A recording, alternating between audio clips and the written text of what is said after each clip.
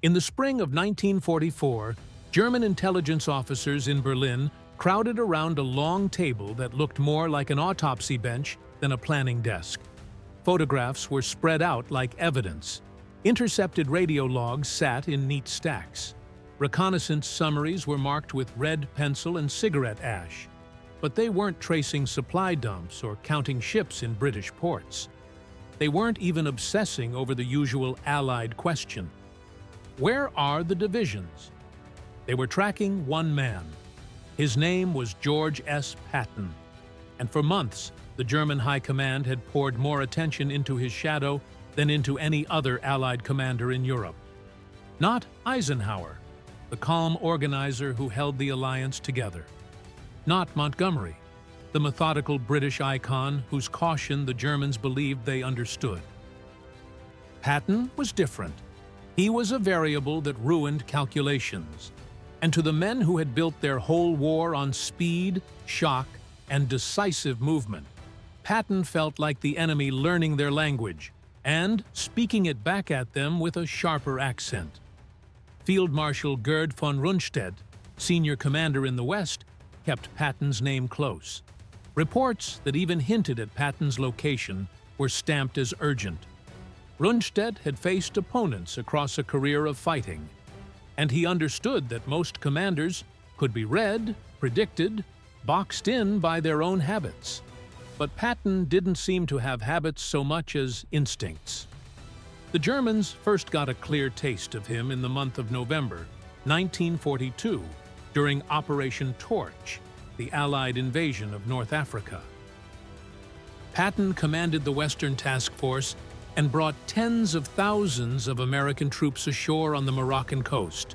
It was America's first major ground operation against Axis power, and the Germans studied it as carefully as they studied any new weapon. They expected the Americans to be slow, cautious, dependent on massive support. That was the stereotype. Careful advances, heavy artillery, deliberate plans that moved forward only after every risk had been paved over. Patton did not behave like the stereotype. Within days, Casablanca was taken, and French resistance collapsed into surrender. German observers noted something that made them uneasy: the pace. It wasn't just speed on the road. It was speed in decision-making, speed in seizing opportunities, speed in turning uncertainty into movement. That sort of tempo was supposed to belong to German commanders, to panzer leaders trained to exploit the moment before an opponent could stabilize. Yet here was an American general moving like someone who had grown up inside the German School of War. German commanders in the Mediterranean wanted to know who he was, where he came from, and how he thought. Detailed requests went up the chain. Intelligence files grew thicker. The reports that returned weren't comforting. Patton had spent years studying German military theory, not as translated summaries, but in the original language. He had walked the scarred landscapes of the First World War, studied the places where German armies had nearly broken through, and treated battlefields like classrooms. He didn't merely respect German operational thinking, he understood it.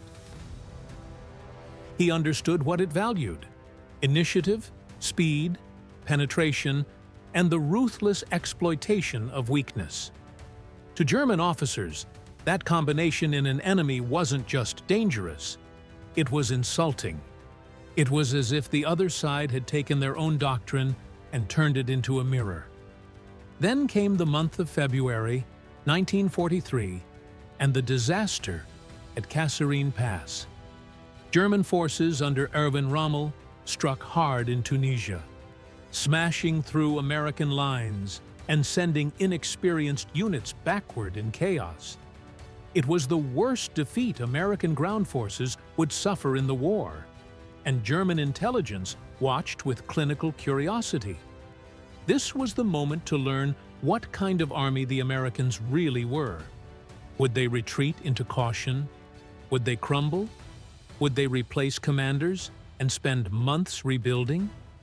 In war, shock reveals character, and the Germans expected the Americans to reveal weakness. The answer arrived in early March, when Patton took command of the battered Second Corps. The Germans observed what happened next with disbelief that turned into respect, and then into unease. In a matter of days, discipline hardened. Patton didn't merely adjust tactics, he reshaped behavior. He demanded order, standards, pride. The same soldiers who had fled in panic were soon moving forward again, probing German lines, acting with a new aggression. Patrol reports changed tone. The Americans, who had seemed like amateurs, now seemed sharp-edged. German reconnaissance teams began reporting something they hadn't expected to report about American units: ferocity. Rommel noticed it too. In his diary, he wrote that American forces had suddenly become more dangerous. The shift was too fast to be explained by reinforcements or new equipment. It wasn't the arrival of better tanks or more artillery. It was the arrival of a different mind. Something, or someone, had taken the same raw material and forged it into a weapon. The Germans didn't need to guess who that someone was. They already had a file on him. In the month of July 1943, the Allies invaded Sicily, the stepping stone to Italy. The plan was clear. Montgomery's British Eighth Army would be the spear, driving up the eastern side toward Messina, while Patton's Seventh Army protected the flank. But Patton did not like being a guardrail. He saw Sicily not as a supporting role, but as a race, a chance to demonstrate what speed could accomplish when a commander refused to accept the tempo assigned to him. He drove his forces across western Sicily at a pace that astonished allies and enemies alike. Ground that should have taken weeks vanished under his columns. He pushed so hard that German units trying to evacuate across the Strait of Messina suddenly found their timetable collapsing. Withdrawal plans that assumed days were shattered into hours. The evacuation became frantic. Orders became desperate. Convoys clogged roads. Units scrambled to escape before Patton's momentum slammed the door. When Patton reached Messina, he arrived before Montgomery, despite starting from farther away. German after-action reports described the campaign with a tone that mixed professional admiration with genuine alarm. One officer wrote that Patton fought like a panzer commander, not like an American infantry general. He took risks American doctrine did not encourage. He struck before defenders could react. He exploited weakness instantly. The phrase that kept surfacing in German assessments was the one that mattered most. He thought like a German. And that was exactly why they feared him. Not because he was unpredictable in a chaotic way, but because he was unpredictable in the way a fast, decisive commander becomes unpredictable, by refusing to wait for permission from circumstances. Then, at the height of his success, Patton nearly destroyed himself. In the month of August 1943, he visited evacuation hospitals in Sicily and encountered soldiers suffering from combat fatigue, men whose minds had simply broken under the pressure. Patton, shaped by a harsh, older understanding of courage, saw cowardice. In one hospital, he slapped a soldier. A week later, he slapped another, and this time he went further, shouting, drawing his pistol, threatening. Word reached Eisenhower like a shockwave. Eisenhower was furious. The incident leaked. The press erupted. Politicians demanded Patton's removal. Editorials called him unfit. The same general who had just terrified the Germans with speed and instinct now seemed about to be eliminated by his own side. German intelligence monitored the controversy with something close to satisfaction. They had identified Patton as the most dangerous American commander. Now, the Americans might remove him without the Germans having to defeat him. It felt like an unexpected gift. For a brief moment, German officers allowed themselves to believe that fate had solved their Patton problem, but Eisenhower did not fire him. He reprimanded Patton severely, forced apologies, and kept him in the system. The Germans noted this decision carefully. It meant the Americans still valued him. And if they valued him despite the scandal, then perhaps they were saving him for something bigger than Sicily. By early 1944, Patton was in England, stripped of active combat command, waiting. The Germans tracked him with obsessive care, because his presence in Britain created a riddle they couldn't ignore. They knew Patton was there. They knew he was not commanding any of the obvious forces preparing for the coming invasion. He wasn't seen in the places where an invasion commander should be. So what was he doing? German intelligence officers argued over the same question late into nights, thick with cigarette smoke. They could not imagine the Americans wasting their best aggressive commander on a secondary effort. So they reached the conclusion that felt logical, almost inevitable. Patton must be leading the main invasion force. If Patton was waiting, it was because his hammer was being held back for the decisive blow. What the Germans did not know, what they could not know, was that the first United States Army group Patton appeared to command was a ghost. It existed on paper, in scripted radio traffic, in staged headquarters activity. Its tanks were inflatable rubber. Its vehicles were painted shapes. Its buildings were plywood. Its soldiers were rumors reinforced by deception. It was a mirage made convincing not by realism, but by psychology.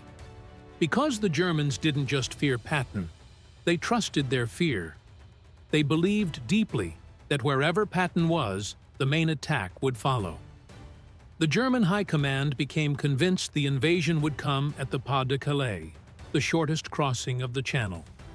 They strengthened defenses there. They positioned reserves there. They waited for Patton there like men staring at a locked door, certain the thunder would come through it. Then came the morning of June 6, 1944. Allied forces landed in Normandy, far to the southwest of where the Germans expected.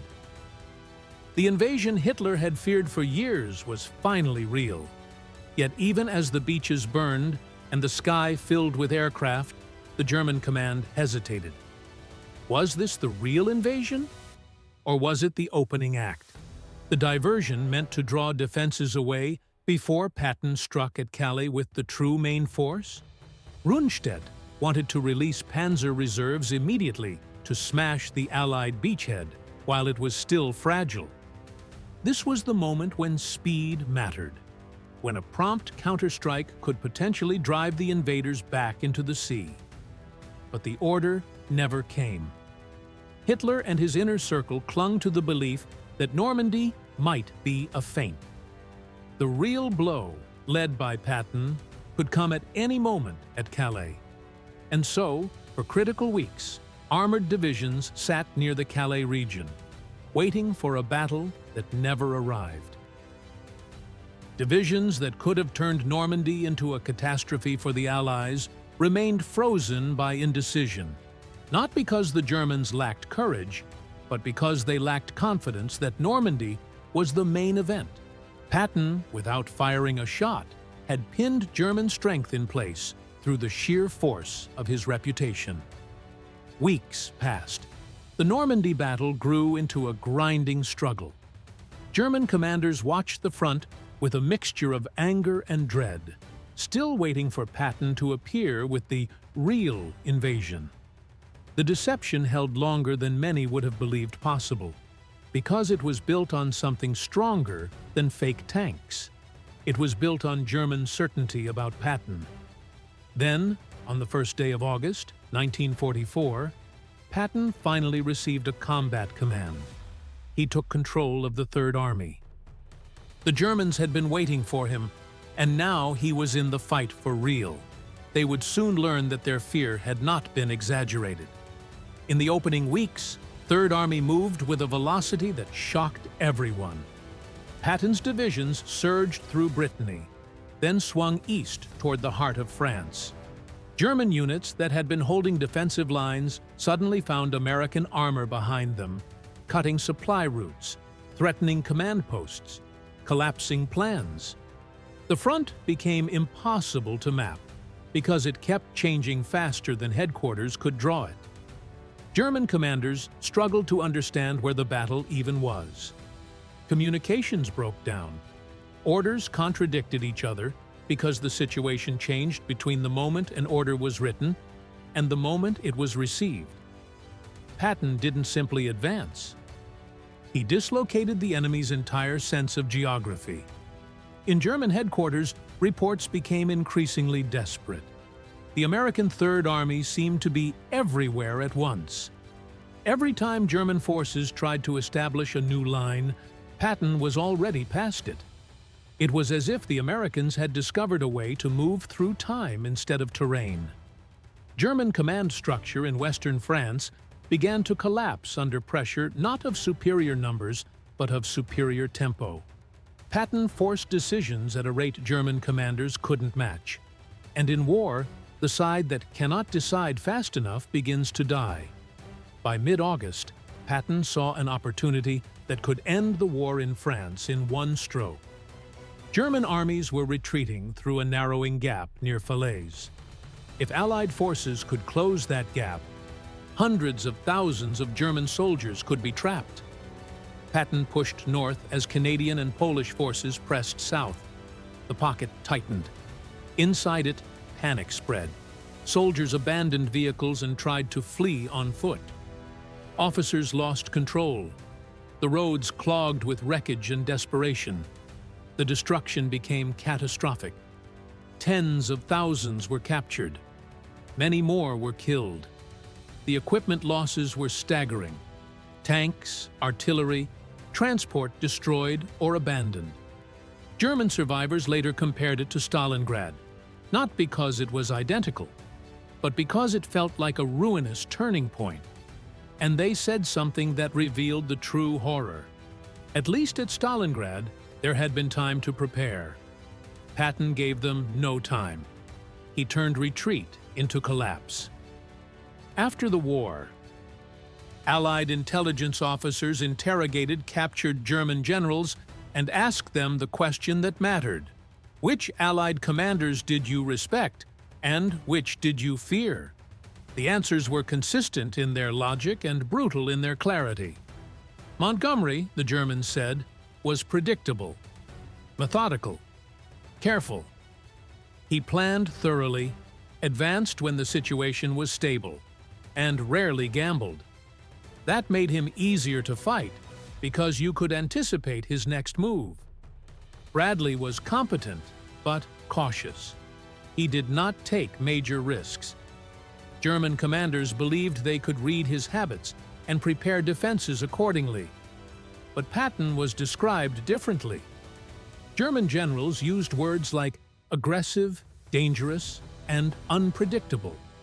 Not unpredictable as in random, but unpredictable as in a man who refused to be tied down by expectation. They said he made decisions faster than they could react. They said he exploited weakness immediately, before a defense could harden. They said he attacked when doctrine suggested defending, and advanced when logistics suggested stopping. In other words, he moved like a German commander at his best.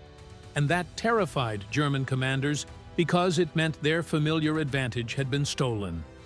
One German panzer leader, later questioned, said Patton was the only Allied commander who had the instincts of a German armored commander. The Germans respected Rommel precisely because he was bold and unconventional. In Patton, they recognized those same qualities, but now aimed at them. They understood the kind of warfare he practiced: speed, shock, violence, relentless pressure that prevented recovery. They had built blitzkrieg on those principles. They knew how lethal it was, and now they were facing an opponent who practiced it with an American army and American resources behind him. Then came the month of December, 1944. Germany launched its last major offensive in the West, a massive strike through the Ardennes that caught Allied commanders off guard. American forces reeled. Units were surrounded. Bastogne became the symbol of crisis, with the 101st Airborne cut off and besieged.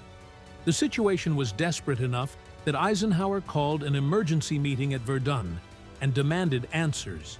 How quickly could the Allies counterattack? Most commanders spoke in terms of weeks. Moving armies was complicated. Winter roads were ice. Supply lines were strained. You could not just turn an army and point it in a new direction. Patton said he could attack within 48 hours. He could strike in 2 days with multiple divisions. The room didn't believe him. It sounded like bravado, like theatrical confidence. Turning an army 90 degrees in winter was supposed to be impossible, especially under the chaos of a sudden German breakthrough. Logistics alone could devour time. But Patton had already prepared. His intelligence staff had taken the possibility of a German offensive seriously when others dismissed it. Quietly, contingency plans had been made. Routes had been studied. Units had been primed. When the crisis arrived, Patton did not start planning. He started moving. One call went out. Orders snapped into motion. Columns began to pivot north.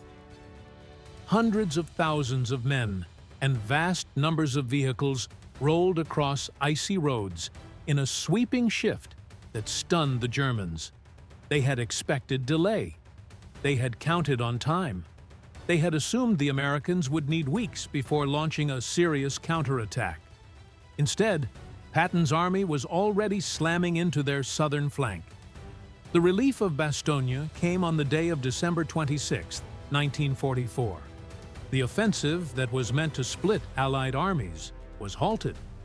The German plan, built on surprise and momentum, ran into an enemy who could generate momentum faster. After the war, German generals were asked what went wrong in the Ardennes. Many gave the same answer. They hadn't expected Patton to respond so quickly. They thought they had more time. It was the same story the Germans had lived through since North Africa. From the first day they encountered Patton's speed to the last day of the war, they underestimated how rapidly he could move, and each time the price was paid in lost ground, broken units, and shattered plans. So why did German generals fear Patton more than any other Allied commander? Because he spoke their doctrine fluently. German military philosophy emphasized speed, aggression, exploitation, hitting a weakness and pouring through it before the enemy could breathe.